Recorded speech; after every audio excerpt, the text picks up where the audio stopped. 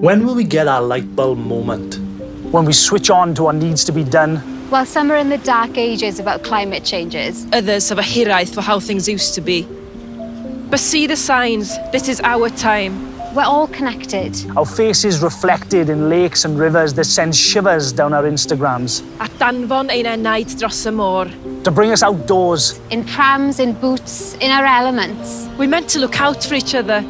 But brothers, sisters, in the blistering sun and down the barrel of a gun, our wildlife is declining. Nature's just surviving instead of thriving.